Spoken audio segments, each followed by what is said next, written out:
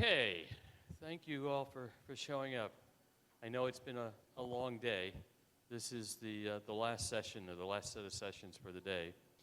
And the intent here is to talk about sponsorship. And I've long had the notion that sponsorship is something that we really haven't paid enough attention by a long shot in this fellowship.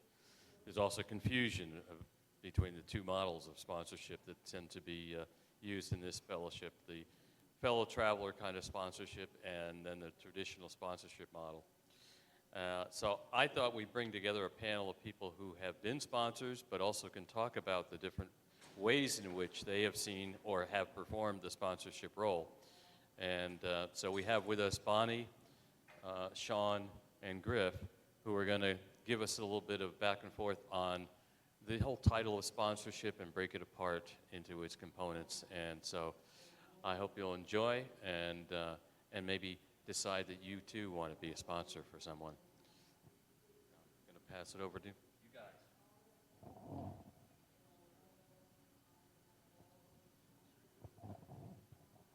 So we kind of thought it would be helpful to get a sense from you of what kind of topics you would like us to cover, because there's so many. So there are things we could look at, like what is a sponsor in ACA? Do I need a sponsor to work the ACA program? Maybe it would be helpful, actually, as I read these, to kind of see a show of hands of is that interesting? Is that something I already know? What is a sponsor? Do I need one? What is a sponsor not? Okay. How do I find a sponsor? Okay, people have some idea of that. That's good. When should I get a sponsor? Okay, maybe we won't do that one so much. Before your 5-year anniversary. Before your 5-year anniversary, yes. Why sponsor? Like, what's the value of sponsoring? Okay. Is sponsorship different in ACA than other 12-step programs? Okay, maybe we could start with that one. That's kind of a good one. And what's the spiritual principle of sponsorship, hurting to healing to helping? Okay. All right. So either of... Fire away. Why don't I start, and then we'll just pass the mic. Okay. So I'll address the difference of, is sponsorship different in ACA? Okay. So here's my personal take as from Chapter 11 in the Red Book. And I wrote a ballot proposal on this in 2017 at the same time that I wrote the ballot proposal for the guidebook, and both passed. There was a lot of contention, and Christine, who is here, our literature chair, she can attest to that there was a lot of contention about people having specific ideas of what fellow traveler meant. If you look in Chapter 11, fellow traveler is the synonym for what is looked at in other programs as a traditional sponsor. What they were trying to impress upon people was that in ACA, it's not an authoritarian model. It is a peer-to-peer model.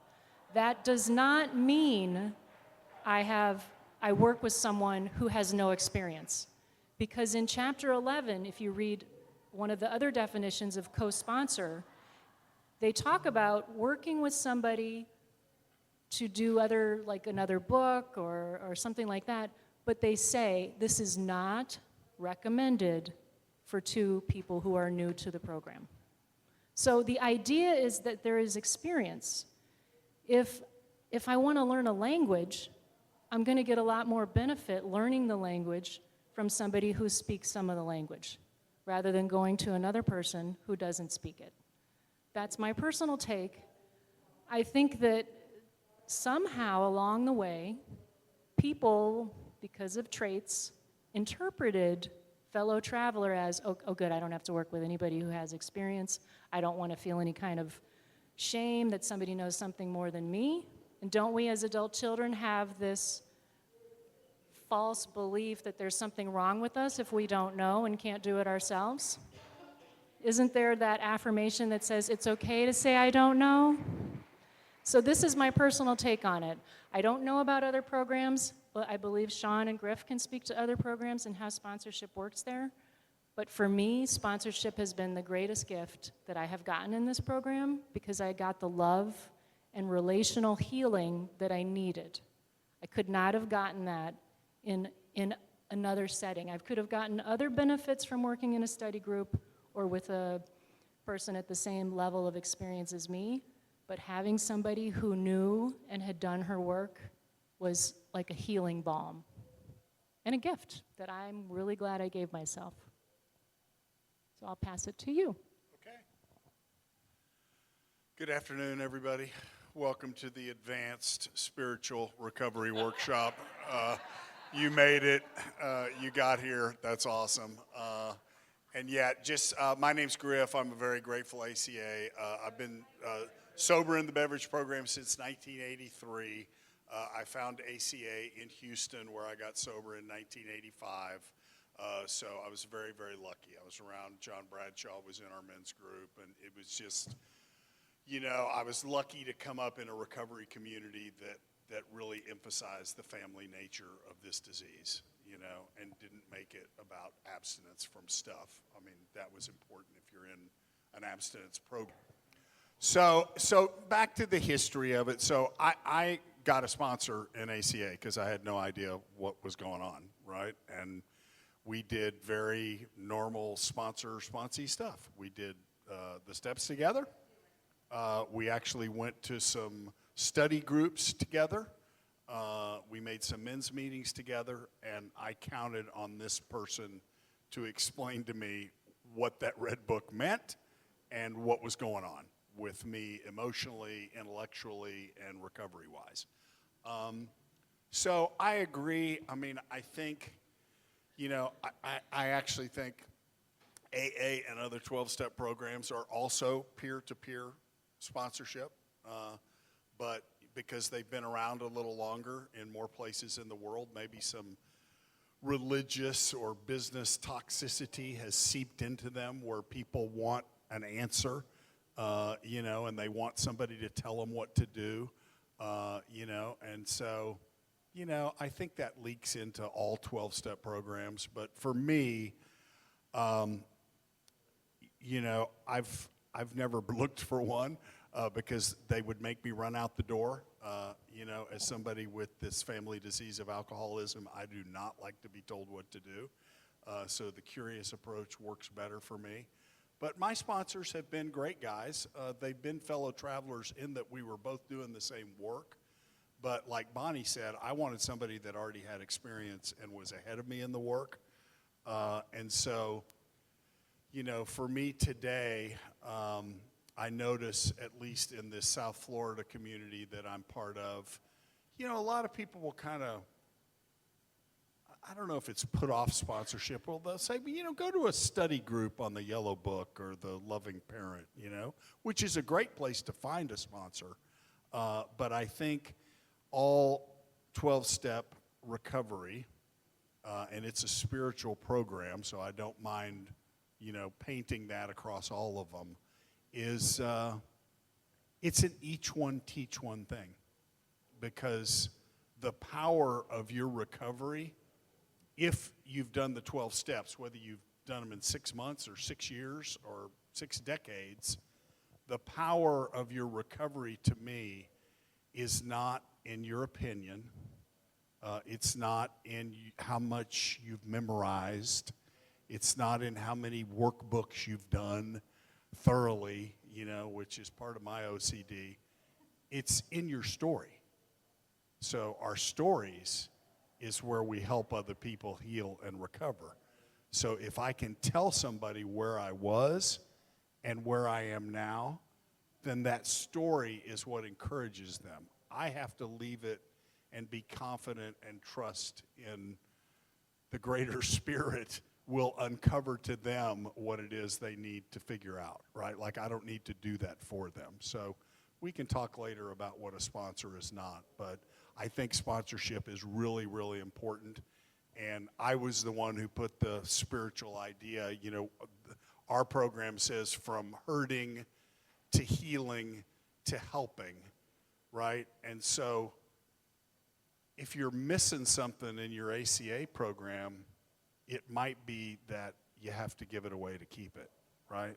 Like, it's interesting that sometimes my experience with ACA was I went from self-reflection to self-obsession, right? Like, because the material was so compelling and it was so new and interesting, and it's like, oh, all these light bulbs going off. It's like, holy shit, this is what happened to me, you know? But then you gotta, like, give that to some other people. So, enough out of me. Oh, the 90% thing. So, okay, so my sponsor told me, and this was my ACA sponsor, he told me, he said, Grif, you're going to get 10% of what you need to work your ACA program by working with me and having me as your sponsor. You're going to get the other 90% you're going to need to keep this recovery going by working that program with other people.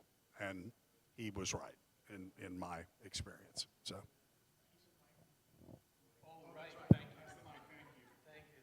Hi, I'm Sean. Nice to be here. Such an honor. I've been sober in AA 18 years and gone to this program for about 11.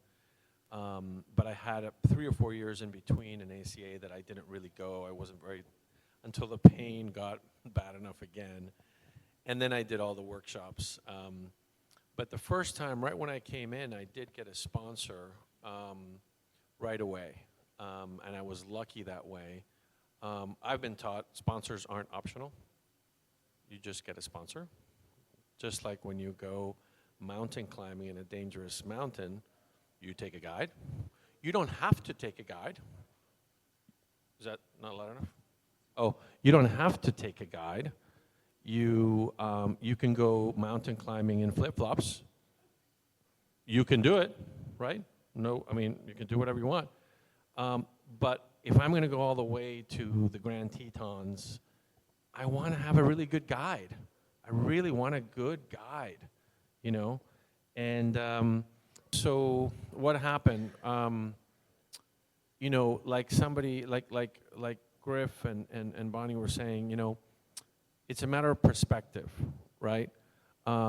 If I'm afraid to have a sponsor, then I have a fear, right? If I am afraid to ask somebody to be my sponsor, then I have a fear, right? And, you know, in the traits, it talks about fear of authority figures, right? And so if I see a sponsor as an authority figure, that's not correct. That's not true. Now, some sponsors might act like authority figures because they don't have a lot of experience, so they're not that spiritual. Just like a bad guide in Jackson Hole at the Grand Tetons, you could have some bad guides. You know, he could show up drunk, for one, you know, or he just likes to take shortcuts. And then the next time I might take another guide and find a better guide that I get along with, so to speak. I have not a lot in common with my ACA sponsor, but when the, you know, proverbial crap hits the fan in my life, he's the first phone call.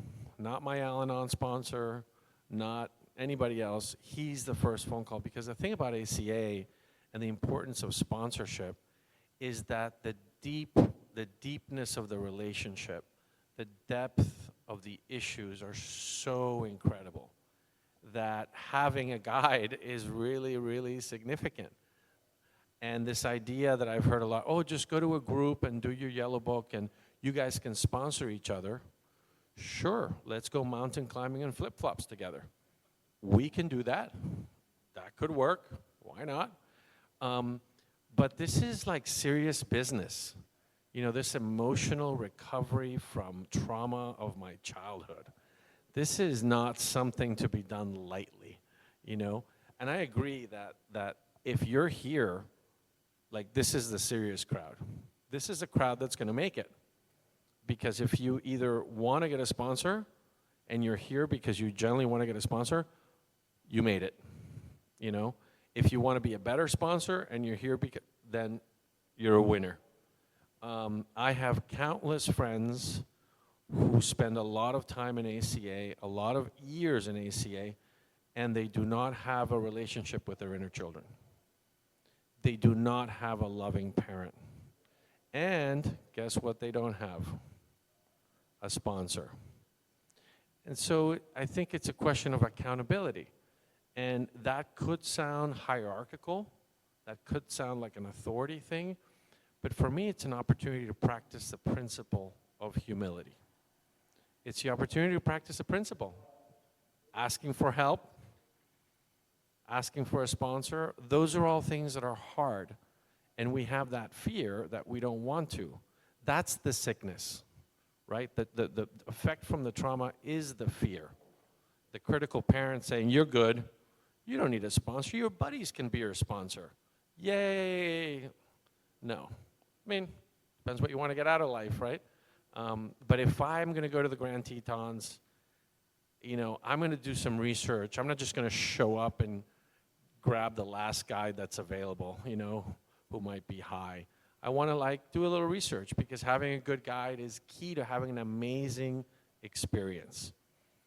Or we can wing it. I love to wing things.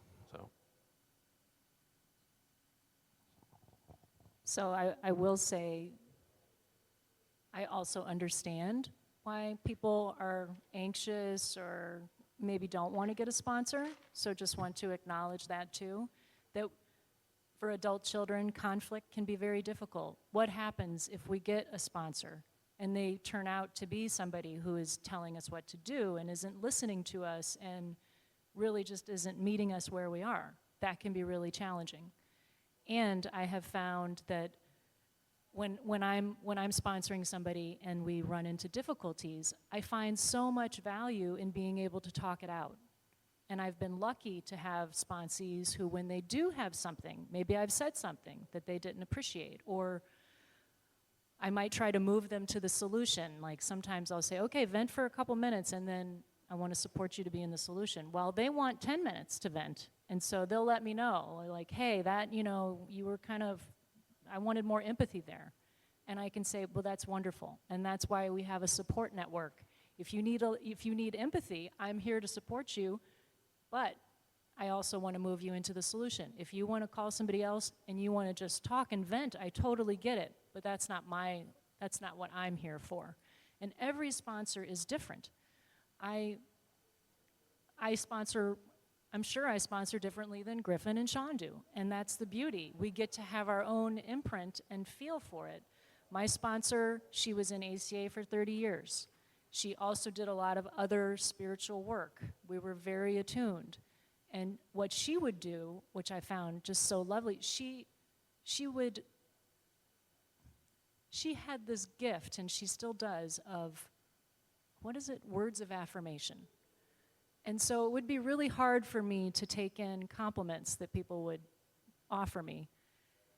But because she knew my whole story, when she complimented me and she said, I can hear her voice and I can see her talking to me and saying, you're so brilliant and you do this and you do this, and it didn't bounce off. I could really take it in because I thought, well, she's seen all the stuff I'm ashamed to tell other people.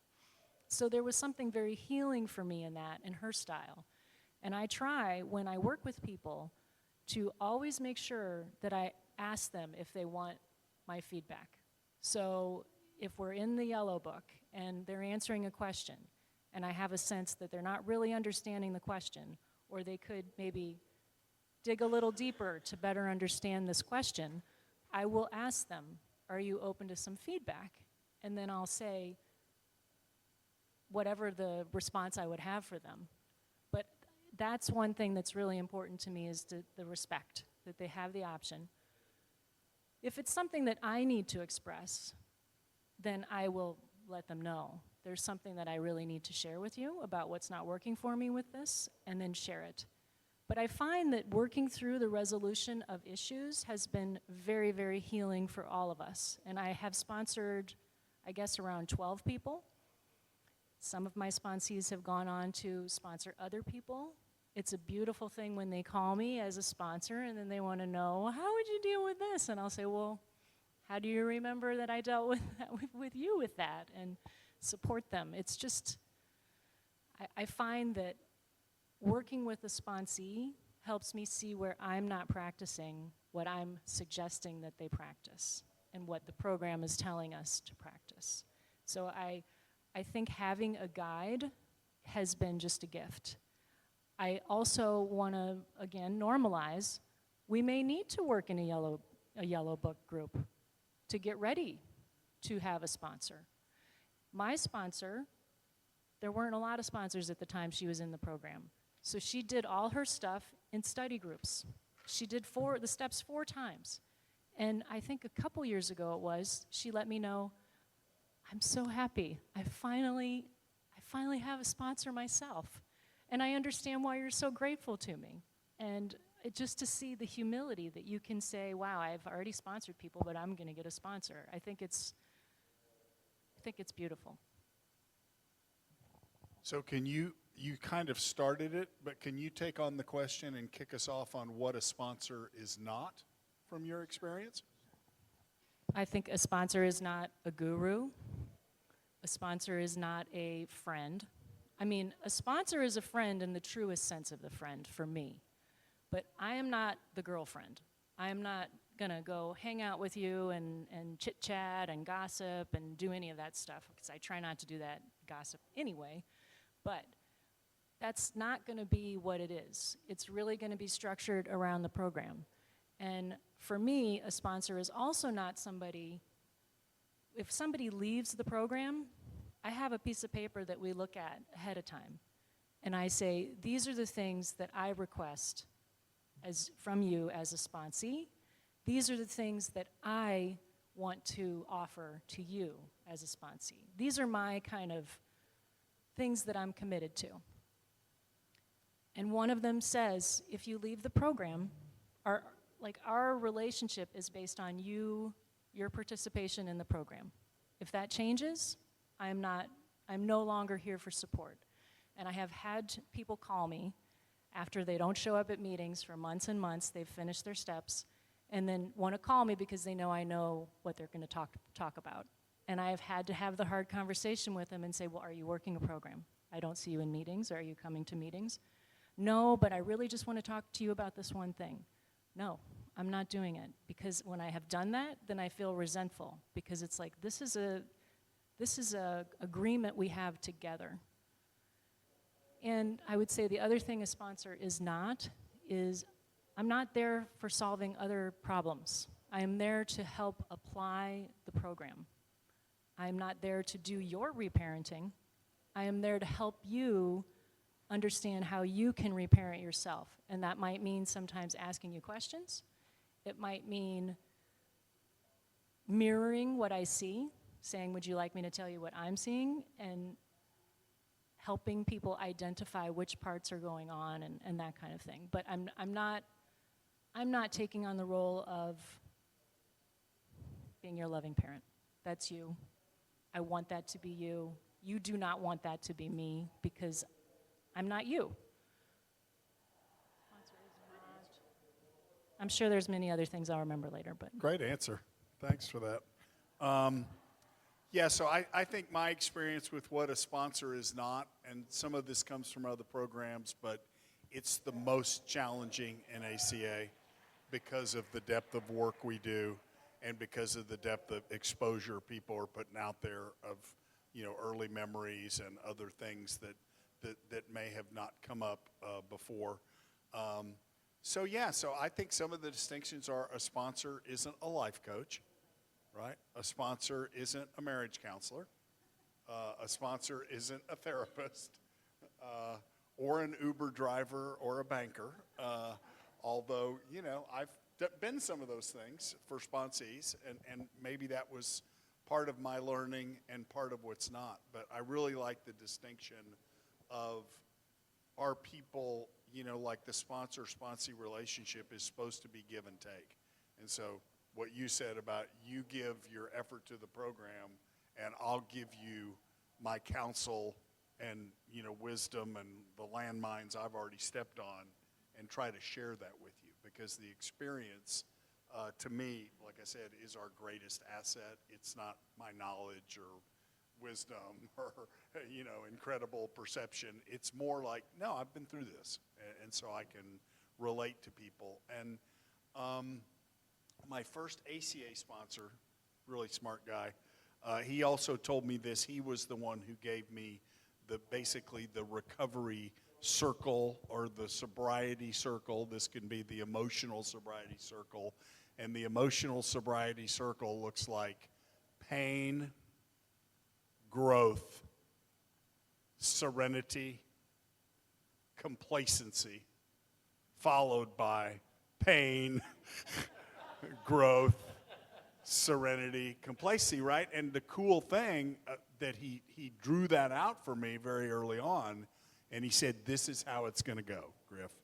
And this is not a danger sign. It doesn't mean you're doing anything wrong or you need to fire your sponsor, or go to a different meeting. It's like this is how recovery happens, right? In other programs you might hear them say peeling the onion, which most people cry when they peel an onion. But he just said this is how you'll know. And he said if you're active and participating, you can squeeze those slices of pain and complacency into shorter time periods if you're active and have people around you that love you and know you and go, hey, Ron, what's going on with you, man?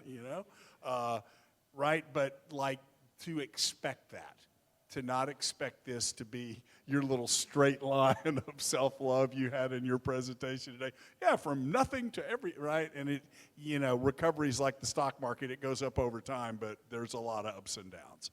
And that was encouraging to me. So when I got stuck, or there's times when you just have breakthroughs in ACA and you don't need this shit for a while, man. You just want to live and have fun and enjoy that you don't feel the way you used to, right? And then usually more will, come up if you're around the work and going to good meetings. And so that's maybe, what a sponsor isn't or is. And I was brave enough, and this guy was honest enough where I could ask him, it's like, hey, do I need to go to therapy for this?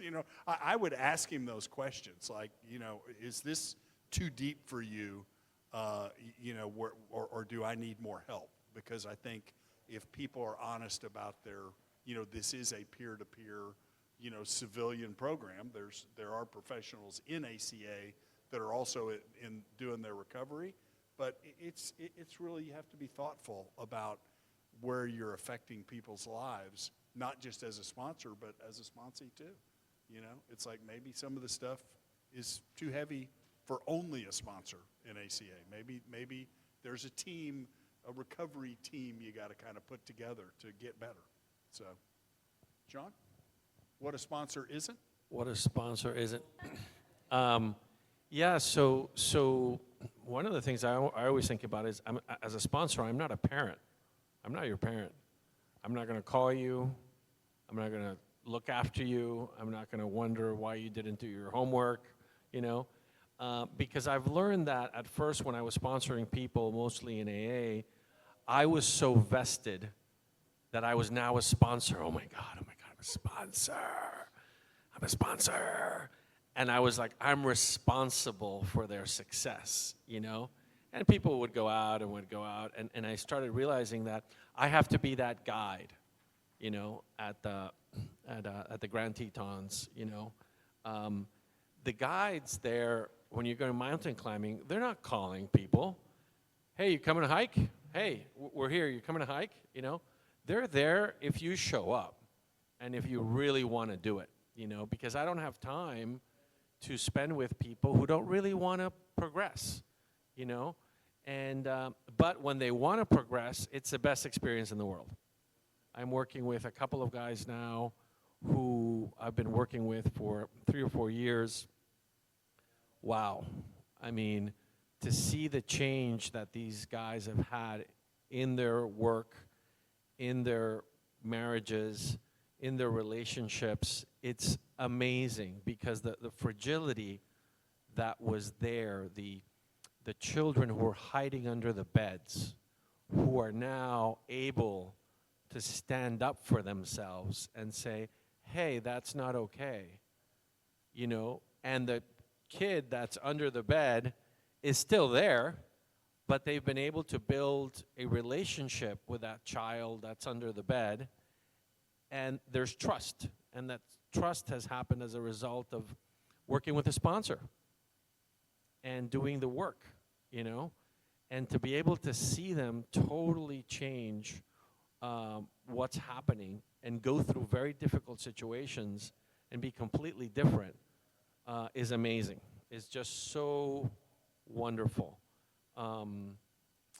And so, you know, I can't help but think, yes, you know, for me, a sponsor is required if you want to be successful at this. I think if you have issues with getting a sponsor, you're worried about, then those are issues you work through with a sponsor. But this is like serious stuff, you know. This is emotionally deep stuff. You know, when I talk about ACA issues with my friends in AA who are 20 years sober, they get very uncomfortable very quickly. They don't know what to do. And what I've started doing when I sponsor an AA is half of what I do with my AA sponsors is ACA exercises, because it's the source, you know. And so, you know, there's a part of me too that is sort of like, yes, I am very aware of people's feelings and the child under the bed that is showing up and is wanting to get a sponsor and is trying to figure out how to do that, or maybe has a bad experience with a sponsor and wants to try it again. I'm all for that. But that's like at the beginning of the mountain climbing trip. That's stuff that you sort out there. The real stuff happens way up there, way up there. And you don't want to be alone. You know, you don't want to be figuring it out with your flip-flops. You know, I hope everybody keeps the flip-flops metaphor. So just I'm the tough one, yes. I actually have climbed a mountain in South Africa, the tabletop or whatever it's called, in platform tennis shoes that left many bad marks. I mean, they were worse than flip-flops. They were ridiculous, but I did do it. I wanted to add to the what a sponsor is not. A sponsor is not the police. The sponsor's not watching you, trying to like catch your every move. Like, why aren't you going to meetings? Why aren't you doing this? It's not the critical parent. Ideally, if you have a sponsor that's like that, maybe kind of check out another sponsor. But that's not what it's intended to be. And I appreciate that you said, even in AA, it's a peer-to-peer model, because I did research that, and I thought it's a human thing. It's not the model itself. It's that we as humans bring our traits to these situations, and then it takes over. And then somebody has a bad experience, and then that gets generalized to the whole experience, and it's just not necessarily true. Not a police, not a judge, and also, I think you mentioned that, Sean, the over-investing. I mean, as the hero child of oldest of 6, taking my job very seriously to keep the police from knowing what my parents were doing and all that stuff, I learned to be very, very responsible. And I am a hard worker. And so if somebody wasn't doing their work and they were coming to me and they were struggling, oh my gosh, I'd go and research how can I support them to recognize their powerlessness, and I'd create a worksheet for them to do and all this stuff. And my sponsor, when I called and spoke to her, she's like, "You're over-invested." And I was like, oh my God, I am. She's like, but you know, that's part of what you do, so now you see it and you just let go. But I think a sponsor is not there to do that for you. A sponsor is there when you do that for you, to listen and to support and to celebrate. You mentioned working with a couple people. I'm working with a couple people right now. Sometimes it's a struggle because I'm resisting where the person is. They're not wanting to come and do their stuff, and they're having trouble. All kinds of reasons for that, and I totally respect them. But I like to do the work. And so One of the biggest ways I can get caught is if I have an issue with that, and then I want them to be moving faster than they are. That's when I need to back off. And so I have had my share of that. I don't know if it's because I've let go of just allowing people to be where they are, meaning I'm letting that happen more, but I have lately had these sponsees who are just, oh my God, I'm like, this is really great. This is like, not to sound narcissistic, but I'm like, this is like working with me, yes! Like, they want to do the work, and they're excited, and they come in, and they tell me about a problem that they have, and we kind of brainstorm together of how they might address that. And then they come in next week, and they tell me how they address that. And it's just to see them feeling so much more empowered is so exciting. So I guess that just feels important to both Sean and Griffin have talked about this being a beautiful experience, but I get so much out of seeing somebody else work their program. And I think that's a benefit that we get as sponsors. So I'm curious, because the time will fly, even though we're not that compelling, just kidding. Does anybody have questions they want to give to the panel, and just let us address a question? Yes, right here. Do we need to pass a mic for questions? We can run a mic. It's tailored to your voice. Hi, I'm Erica M. Happy to be here. So my question is around how sponsorship evolves over time. You know, what is it like when you start working with somebody, they're going through the steps or the Loving Parent Guidebook, and then I'm sure there's a period of time that they stop. You know, do you do weekly calls? How does it evolve is my question. For me, what I've noticed is that it depends. It tends to be a lot more intense in the first year. And then when they start getting towards the solution, then it could be like get a phone call every 2 months, have a conversation, And I do develop friendships, but on the back end, more on the back end, But, I was sitting here thinking about, that I take a meeting to a treatment center for AA, and there's like 30 guys, multiple relapsers, and the other day I asked, how many of you have finished your steps? 2 hands out of 30 go up, right? And I say, of you guys, how many have taken somebody through the steps completely? Both hands go down. And I think it's the same thing here, right? I mean, the solution is what? To become your own loving parent. That's it. That's the goal. Everything else is details, right? And so being able to sponsor somebody to become their own loving parent, I think it's more intense at the beginning, but once they're their own loving parent, they're their own loving parent, What's amazing, though, is that my inner children, my 4 inner children, and by the way, yesterday I was with my 12-year-old boy eating Twizzlers at the movies with 7 girls, 10 to 12, at this concert.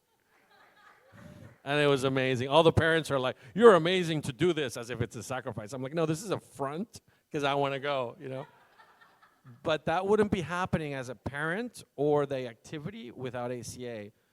But I guess what I was trying to say is my inner children trust me more when they hear me helping somebody else become their own loving parent.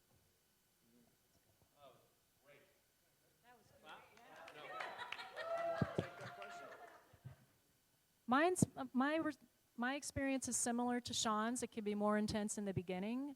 What I tend to do with people, because I want to sponsor somebody new and take them through the steps, because there aren't that many sponsors in my area, I let the people that I know that I'm working with join a Loving Parent Guidebook group, start a traits book group, or do something for yourself that you want to do together with other people to continue nurturing your recovery, and call me.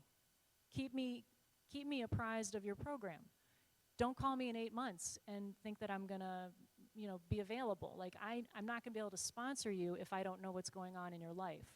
One of my other things that I say is important to people is if you're gonna move away from the area, then we're gonna need to talk about whether I'll continue sponsoring you or not, because The other thing I ask is that people come to at least one of the meetings I attend, so I can hear them in meetings, so I know what's going on with them without necessarily them calling me every day, because I just don't have that time. It's important also for me to just encourage them to do service and make sure that that's happening. And so if they're in my meetings and I see that they're never doing service, then I can say, hey, are you open to a thought here? And say, it might be really good to contribute this skill that you have. Would you, maybe consider that? Sometimes people just don't think about these things. It's not that they don't want to help. I think they just don't even think about it. Maybe they're not as hypervigilant as some of us, where I'm like, I know what needs to be done and I'm going to do it. I think there's other things that we learn growing up in these families that might cause us to not notice those things. So I find it like a service to be able to say, and I always try to be gentle, because I do not want to be the police. So the other thing I would say is, yeah, we have that discussion, because when it does phase out, people might feel a little bit of a gap. So I let them know, as we're getting closer, we're getting to that stage, are there any feelings coming up for you about us not going to be meeting on a weekly basis? And it being up to you to call me when you need to call me. And usually it's a really helpful conversation, and they can talk about abandonment stuff that might be coming up. I can help reassure them, I'm not abandoning you, I'm here, but this is for your loving parent to call when you need to. And then I encourage them to get sponsees, put themselves out there and support other people so they can work their program. I was asked one point, would you please do the Loving Parent Guidebook with me? And I said, no. I'm so sick of that book, no. No, I said, I want to make myself available for someone who has not had the benefit that you've had of going through this with somebody. So that's why I do that. It was a little hard for them to take, but they adjusted, and I see them in meetings, and they call me, and so it's fine. Yeah, great question on evolution. I'll just short version for me. Two sides of evolution. One, your sponsorship will evolve as you sponsor more people. You'll go, oh, that didn't work, right? And so you don't have to make that mistake with the next person. But, I think it depends. Some people come to ACA, like people have said, very committed and ready to go. Some come from other programs because they hit the wall and just want some encouragement. Other people comes as triage out of a bad relationship or life. And so I think for me, I've learned part of my evolution is sitting and not just saying yes. If somebody asks me to sponsor them, let's have coffee. Let me find out what you're looking for from a sponsor. Let me tell you how I sponsor people. And I expect you to be at least in one of the meetings a week I go to. So it means contact happens, right? And, we talk about what their experience with the steps is with any. And same thing, once they get to a certain point, especially if they've done all 12 or they're on 10, 11, and 12, I thought I had a guy ask me a similar question about the Yellow Book, and he had been doing this a while, and I said, why don't you start a Yellow Book group, right? Why don't you not have me take you through it? Why don't you take some people that are just showing up and take them through the book?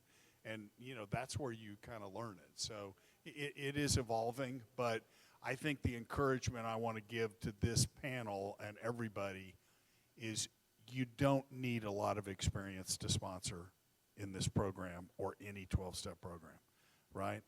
Like if you think about when they started, they were all newcomers. So this idea when I get 2 years or when I get 5 years or when I get 10 years, I'll be wise enough to finally help somebody, that is like anti-fellow traveler. To me, the fellow traveler message is, yeah, there's people on the highway in front of me, but we're all on the highway together, right? So I want somebody that's already been past a couple exits. So, other questions? Derek, you had one. So it's been my experience that there are a lot more women sponsors than there are men sponsors. And maybe it's a genetic thing, but I know a lot more women who are dedicated sponsors. Whereas, especially when I came into the program and I asked some people to sponsor me, the response I got from men was, well, I'll be a fellow traveler to you, so if you have a problem, you can call me. But there wasn't a commitment or a willingness to help me work through. Yes, one of them said, start a Yellow Book group, which I did. But there was not much more support offered other than start a Yellow Book group, other than going through my 5th step with them. But it was like, okay, but if you run into trouble, you can call me. And that's, with a number of men I know who are sponsors, because there isn't the commitment to really be a sponsor. The interpretation of fellow traveler seems to be fellowship, or rather, sponsor light. And so we're doing a lot of work to attract more people as beginners into the program, but we're not doing a very good job of encouraging more people to become sponsors so that those newcomers have some support system that they can who can help move them along in their recovery. So I know that's probably 2 or 3 questions roll into one, but any thoughts about that evolution?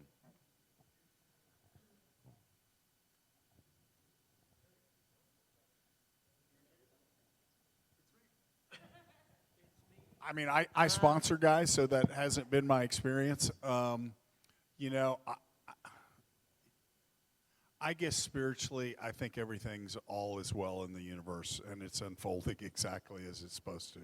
So I just have to take that perspective, because my inner child and my hyper responsible, business leader, run the place, I want to think there's something wrong, and I want to start feeling like, oh, there's something deficient, in Palm Beach County, ACA, right? And it's like, if I go there, it just takes me down a rat hole that's not good. So, I think all groups, there's 2 brochures I'll mention. There's a fantastic brochure on sponsorship that I thought we had paper copies of. We don't. It's really easy to get the PDF on the website.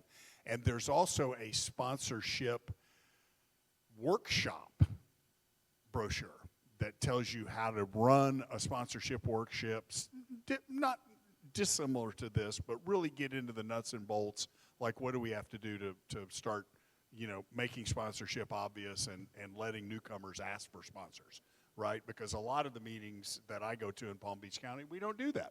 We talk about a lot of things, we read a lot of literature, but there's not a, like, if you're a newcomer, raise your hand, who needs a sponsor, right? For AA, they always say, who's willing to sponsor? And, in ACA, I would reverse it. I would say, who needs a sponsor? And let all the hands go up, and maybe that'll, beckon some people to the call. But I think as the program grows, more sponsors will always be needed.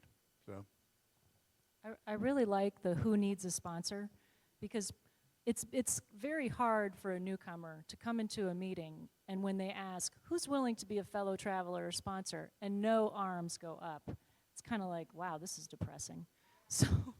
So in my meeting, in my home group, we don't ask that question, but we have played with what kind of language we could add to the end of the script that says, this is how you can find a sponsor.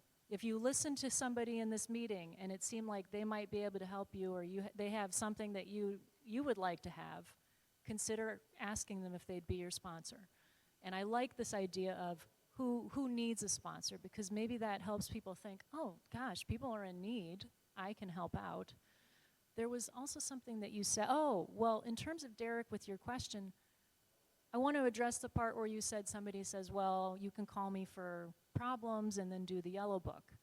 I love that, because I can say that's somebody I can add to my support network. Because as a sponsor, I really encourage my sponsees to have a wide support network, because I cannot be there at every moment.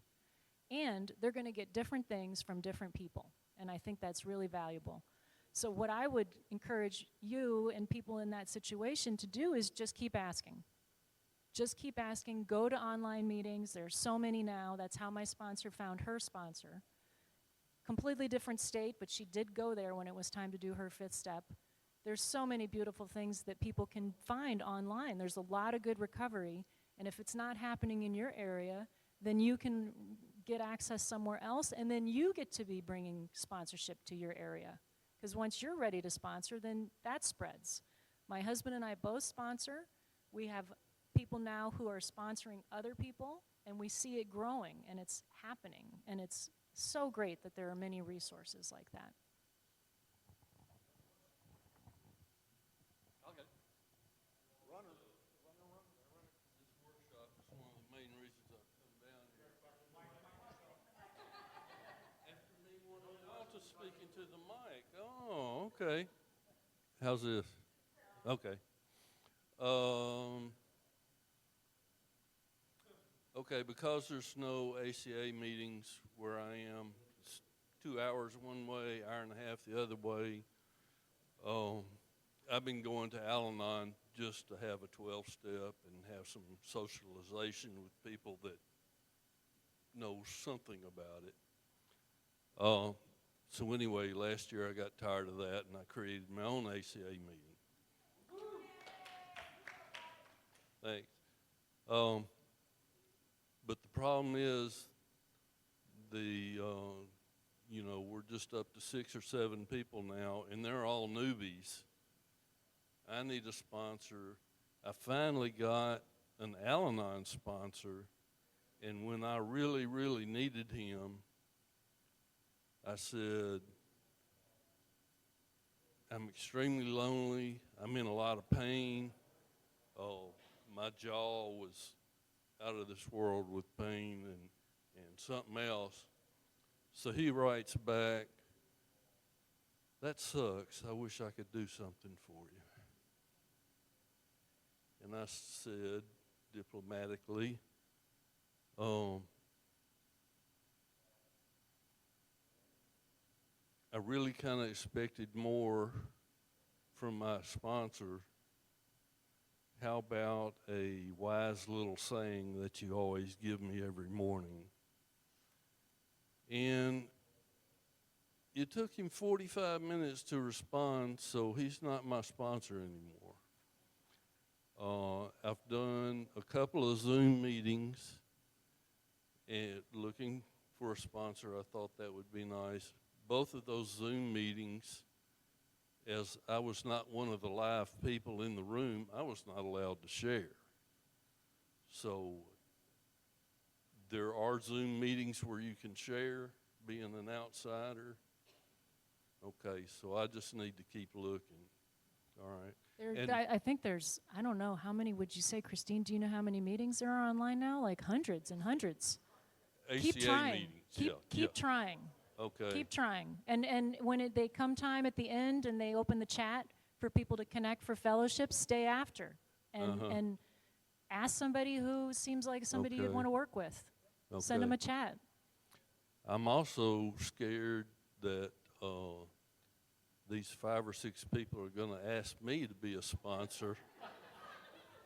Because I have been in it a long time. I started it when it was ACOA in the early 90s.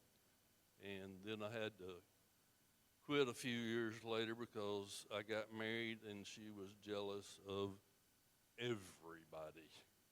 And it just wasn't worth it to try to go. Any questions? Yeah. I'm Carl, adult child. Hey, Carl. Grif, will you take me on a coffee date?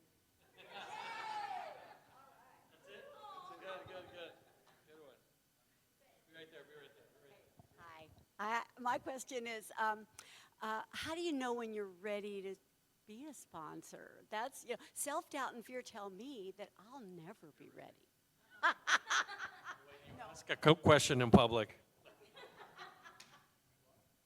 I'll take it, yeah. I think I was asked to be a sponsor before I was done with the 12 steps. And what I told that person was, I want to give myself the opportunity to go through the 12 steps and not think about anybody else other than myself. So I'm going to let myself be sponsored, and when I'm done with the 12 steps, I would be happy to talk to you. So I tell my sponsees, when you're done with the 12 steps, in my opinion, you're ready to sponsor. And then you're carrying that 12th step. You're carrying the message, you're doing the contribution to others. Yeah, quick answer to that one before Christine asks the next question. So actually, if you're not sponsoring, you haven't done the 12th step. So, if you want to complete your steps, it means working with others, right? And that might mean doing service at a meeting or leading a Yellow Book meeting or a loving parent meeting, but you're ready. And I think the point is we're never going to think we're ready. It's like, but when you see a new woman come into a meeting that's, really concerned and really scared and really, deer in the headlights, you can help that person, right? And that's where your experience may not feel much on your own, but in comparison to newcomers, you have all this, you just know the roadmap, right? You know how to, here where the meetings are, here's how we do this, here's who the people are you can come have coffee with after. I mean, that's where the action is. And once Carl taps you on the shoulder, you are ready. Can I add one thing to that? The other thing is we don't really necessarily know what we know. You know a lot of things that person hasn't even been introduced to, likely. So somebody says something about, I don't have to be very far ahead of you, I just have to be enough ahead of you to be able to help you see the things you haven't seen.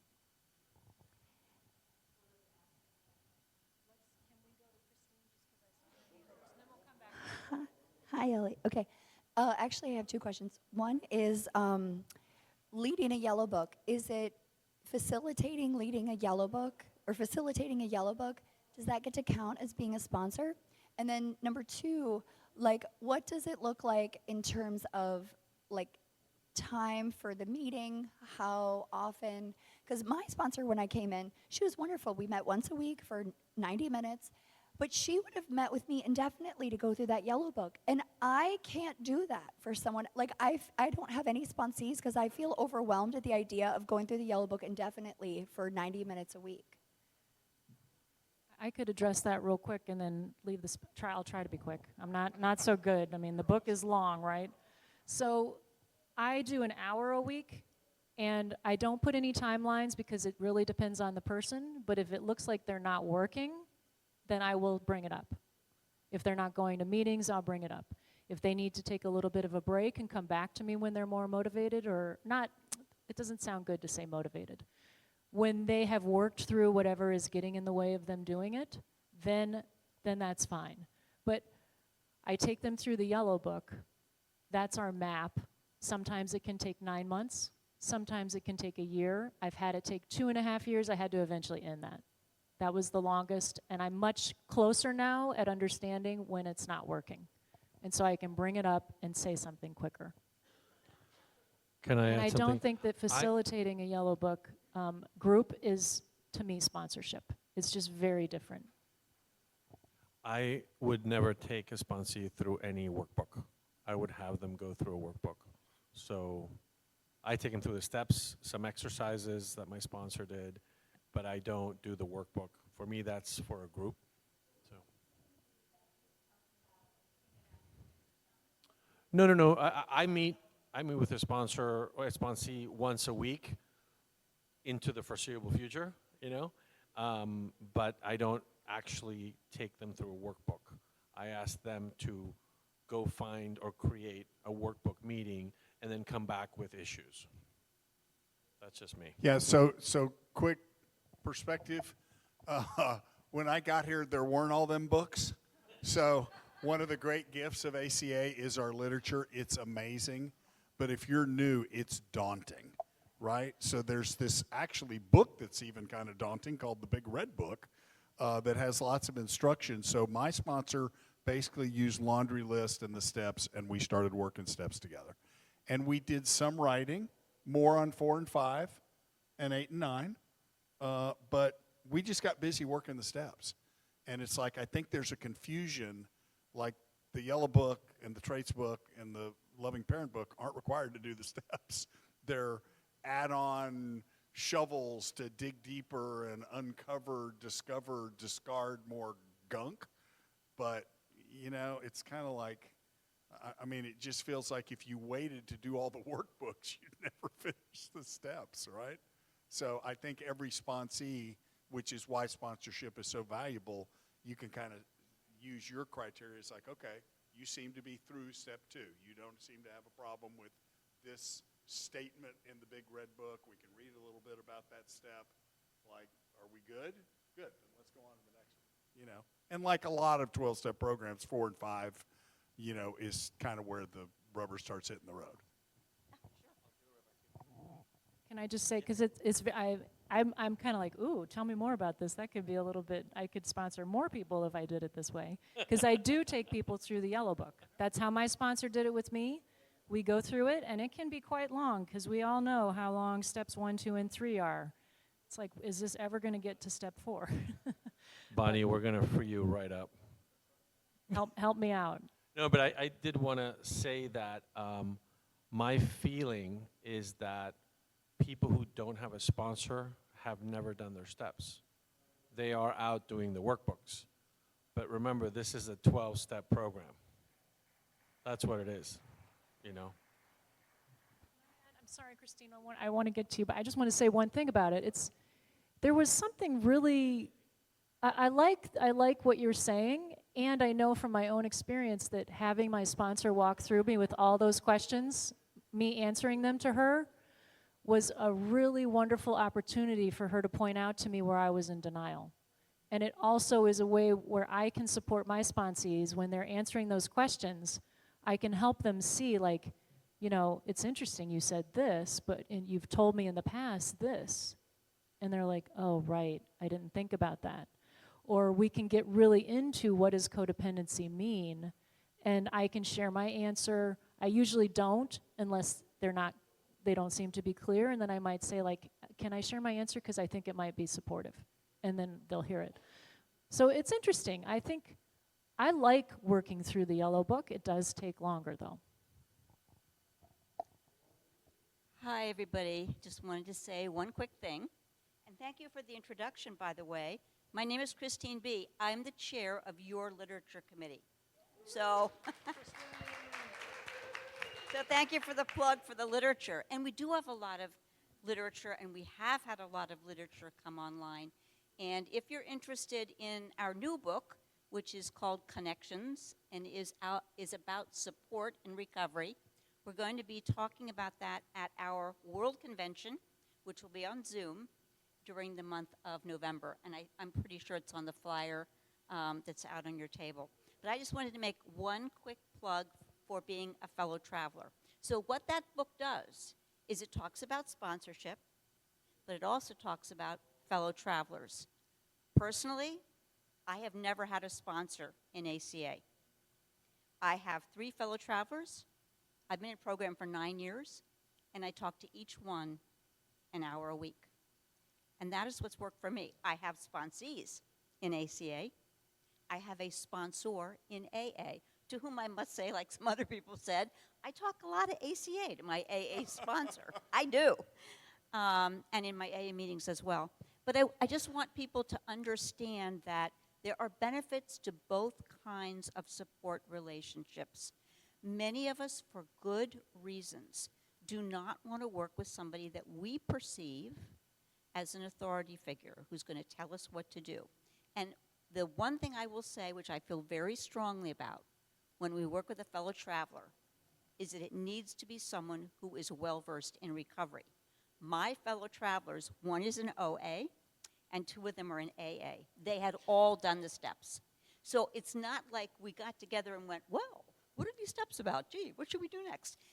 We all were well-versed in recovery.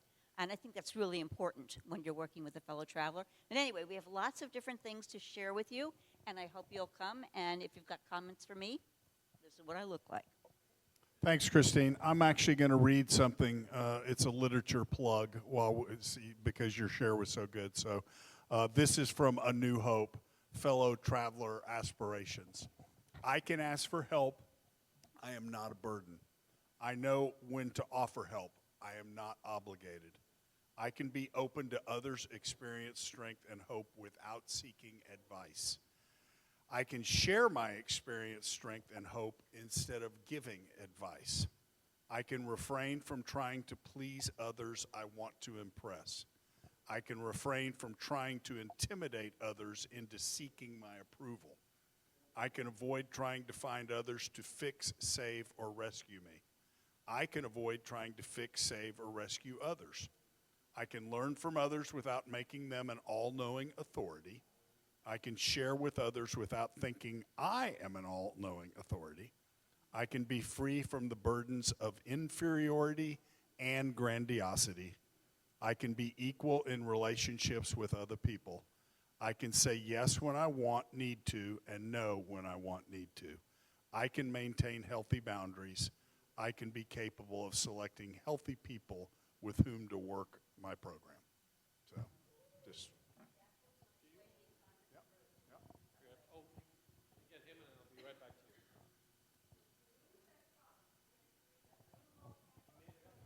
It's a New Hope beginner handbook that's going to be hopefully published soon and go into fellowship review mode. It's on the website. Hello, I'm Ben, adult child. Hey, Ben. So I don't have a sponsor. I do have several sponsees, and with both of them, I found that they've gotten a lot of benefits from regularly attending meetings, have great conversations with both of them. I quite honestly wasn't aware of a 12-step program other than the Yellow Book in the meetings I come from, but neither of them have really started doing the steps. And I feel kind of torn in this position, like maybe I'm doing them a disservice by not kind of pushing them out of the nest a little bit, yet at the same time, both of them clearly are, getting better and doing better, and it's still mutually very rewarding. So I'm just curious what your take is on, that situation, if that's something you encounter. I don't have a huge statistical pool to sample from, so that's my question.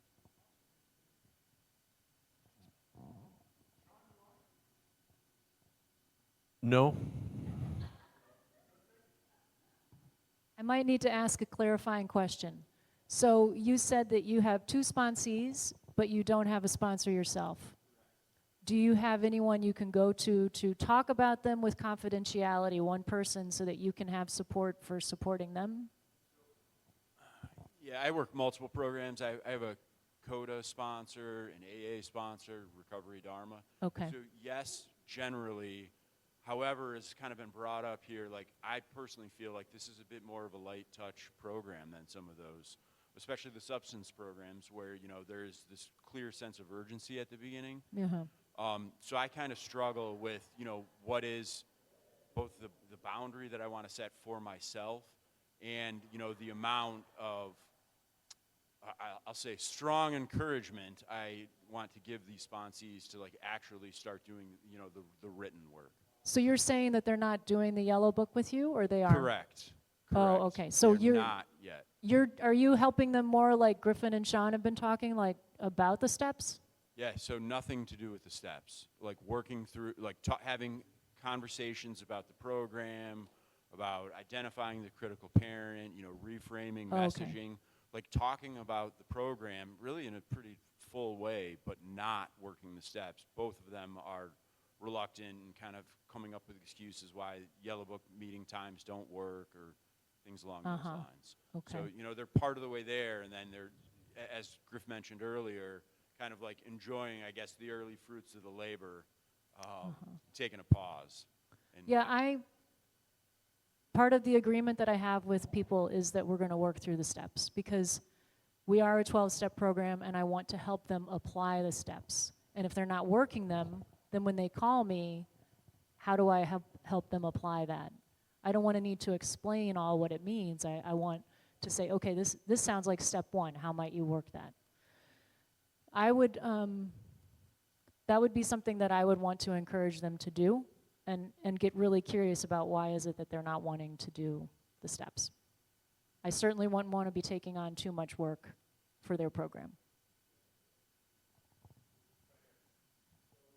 Yeah, and I think just 2 things. One of them, as a follow-up to that, I've done similar where I don't have a sponsor, but it's just, it's like mandatory for anybody that reaches out to me, you know, for guidance is we have to go through the steps.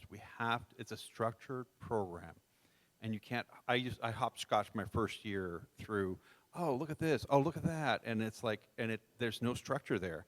And I can't grow without following. And the steps, I think, gave me that structure. So I encourage all people new in a meeting, you're new in a meeting, start the steps. We'll start a step group, so really, really critical.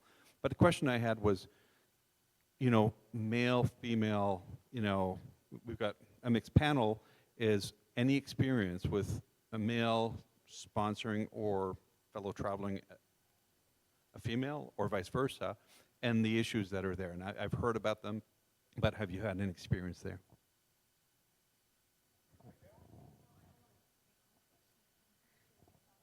I have an opinion on that. Well, I mean, I think in general, and not to get into too much gender equity issues, but I think in general, I have always been taught, you know, don't sponsor any women and don't have a woman who's your sponsor. And I think that's particularly acute in ACA because the issues are so deeply emotional. And I think, yeah, I'll leave it at that. So I've had the experience where I've been asked to sponsor somebody who identifies as male and was socialized as a male, and I said no, because I was taught to work with people who would have the same socialization as me or same identity as me. And I am in a situation now where that's a little bit different because of a transition. So, and that's okay, because that person grew up being socialized as my identity. I think I might be more loose about it nowadays than when I first started, because I love my husband. I'm not going around anymore because my wounded inner child wanting to be like loved and have people want me.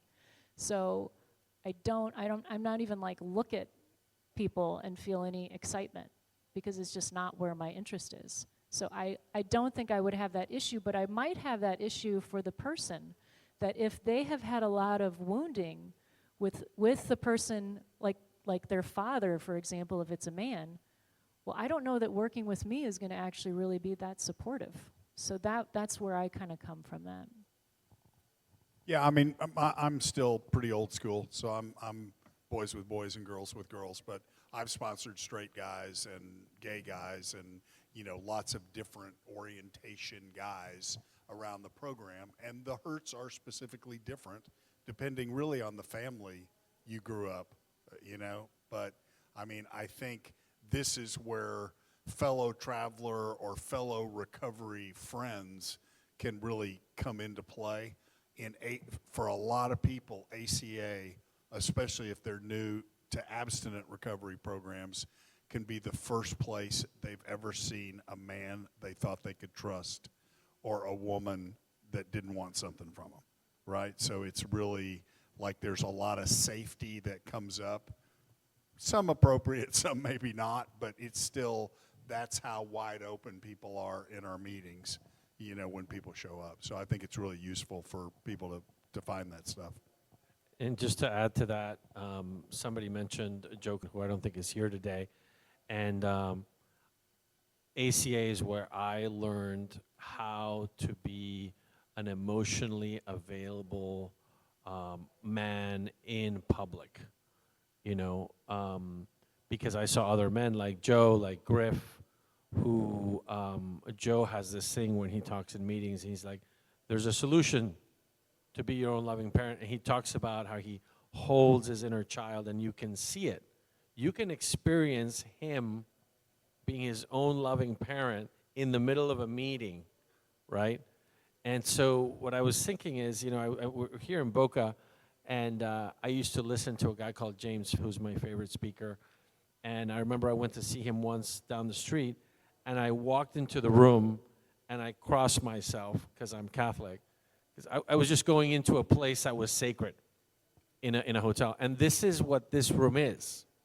Now, if you're in this room on an intellectual level, I would invite you to consider to come into the rest of this meeting with your heart at an emotional level. Because we don't really need more books on prayer, as Jane would say. We need more people praying. So we need more people finishing their steps. We need more people finishing all the workbooks. And it's really in the emotional bit that the magic happens, you know. And I think it was really funny because the way, you know, we sponsor differently, it's really about just doing it, just taking the action, you know. More? Yeah. Let's find somebody who hasn't asked one yet. Let's try to. Hi, Annie. Hi, Annie. I'm an adult child, and I am becoming my own loving parent. I love saying that. Thank you all so much. I really appreciate everything that I heard here. I do have experience with the other gender. So I had my sponsor, my second sponsor was male. He moved across the country now, but that worked out for about 1.5 years for me. And I actually sponsor a gay man, and he's been with me about 3 years. I think the principle of sponsoring people you wouldn't date, I like that concept because that's really helpful for me. And just discerning the personality and is it a good fit. You know, it's worked out well. One of the things that I did want to share is my sponsor had taken me through, but when I asked her, my second sponsor in this process, she had taken me through the sponsorship pamphlet and then the chapter. And that was the preliminary before even doing the steps. And what it did was it set the foundation for our relationship, and it was almost that guide. It's a guide. And I do the same thing with all of my sponsees, and now my sponsees do the same thing with their sponsees because it's clear language and it's super helpful. So those are the two things I wanted to contribute. But I have to say, I want to put this out there. As I'm listening to this whole topic, I come from an area in New Jersey, but I'm down here now, where I don't have a sponsor, but I have a fellow traveler, but it's not used as a guide. And that principle as a guide is so important. I have to say, I'm watching people, I can almost cry, they're hurting because they're floundering, and there's no forward motion. And it's just, I don't know what the answer is for that. I can't rescue everybody.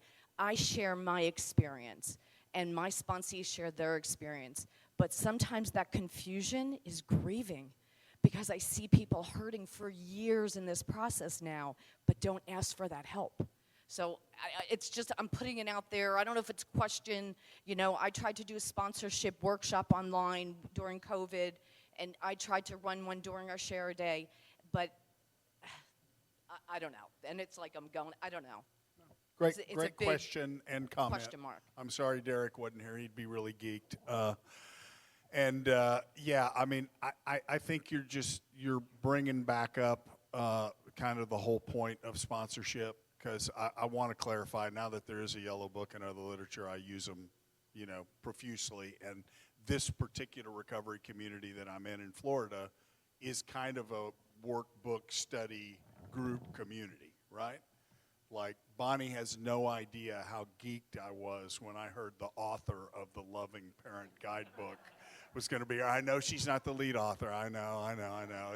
It's thousands and millions of people that wrote that, but it's her. So, you know, and I'm like a literature geek, right? And I mean, that workbook finally like got me. It's like, can we please get out of the trauma and get into the solution? So you know, the literature is really deep and amazing, but the question you asked was one of the things we put on the list that Bonnie read, which is people can only teach what they're taught, right? So if you don't tell them, like my first AA sponsor said, I'm not doing this for you, Grif. And I'm like, what? And he said, and I'm not doing it for me. And I'm like even more confused. And he's like, I'm doing it so you can do it for the next guy, right? And so this message that we need to tell people, it's like, you know, I mean, the simple version is you got to go from being a hater and a taker to being a lover and a giver, right? And so you have to, you know, if you teach people, oh, the requirement of the 12 step is that you start helping people, you know, and maybe that's sponsoring, maybe that's, you know, leading a Yellow Book meeting, but there's some responsibility to this gift you're being given. It's not just to take it and fly away, right? And so to me, that spiritual principle is really what sponsorship is, no matter what program it is. It's like at some point, you have to believe you have to give this away to keep it, right? Because that is the spiritual principle, whether it's, you know, you'll basically reap as you sow. So if you're not sowing service work into your recovery community and just showing up and going, well, that wasn't a very good meeting, you know, or whatever, then it's like you just don't really get like the heart of it, right? So, I mean, I'm glad Derek's passionate about sponsors. I mean, Sean and I sponsor, so he doesn't yell at us, thank God. So, yeah, please. This is just to say, you know, I'm thinking back about my sponsor. And so she did the fellow traveler. She worked with people who had recovery experience, and I appreciate that you mentioned that, Christine, because I think that's really important, that there is a basis of the steps.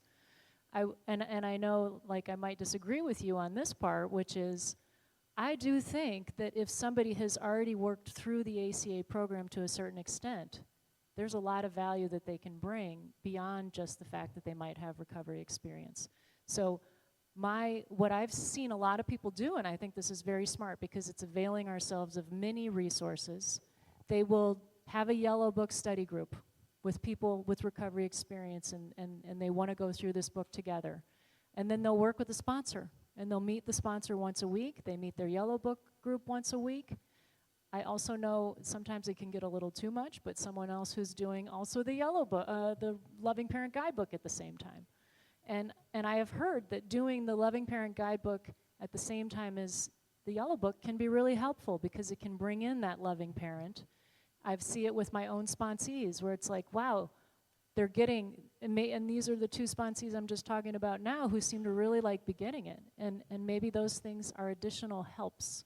But I know from my sponsor that she said her recovery has accelerated enormously by working with somebody who has sponsored many people through ACA. Just talk about putting me on the. Anybody who have questions, just come after, and Grif will take all your questions when we're done. Just to save a minute, Christine, did you want to give a plug for people to give shares for the Connections book?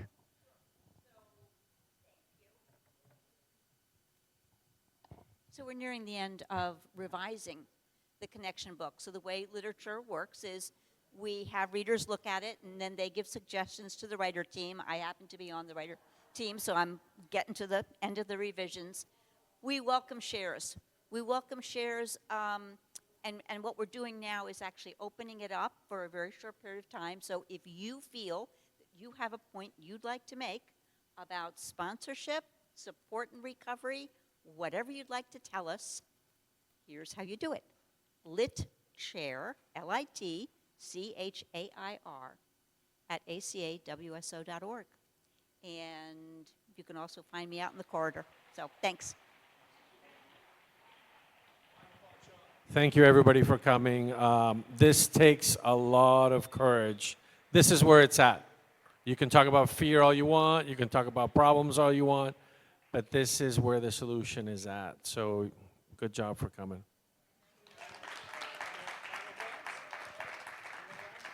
I just want to say, you know, if that we think about the T-shirts out there, you're worth it. You're worth sponsorship. You're worth having somebody's full attention on you through the steps. And I'll close with an idea. When I got to ACA, it was probably the fourth 12-step program I was thinking about going to. And I'm like, oh, not another one, and another sponsor, and another steps, and another reading. And the guy that was very wise looked at me and said, Grif, there's only one program. There's your program. So whatever 12-step meetings you need to go to work your program and get better, it's worth it. So thanks, everybody, for coming tonight.